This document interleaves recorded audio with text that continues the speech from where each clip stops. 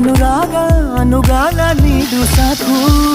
ಮುಂಜಾನೆ ಬೆಳಕಲ್ಲಿ ಸ್ಮರಿಸು, ಸರಿ ರಾತ್ರಿ ಕನಸಲ್ಲಿ ವರಿಸು, ಜಗವೆಲ್ಲ ಹೊಗಳುವ ವೇಳೆ ಮನಸ್ಸಲ್ಲಿ ನನ್ನನೆ ನೆನಸು. ದೇವರನ್ನು ಬೇಡುವಾಗ ನನ್ನ ಜಪಿಸು, ನಿನ್ನ ಎಲ್ಲ ಆಸೆಗಳ ಸಾಲಿನಲ್ಲಿ ಎಂದು ನನ್ನ ಮುಂದೆ ಇರಿಸು.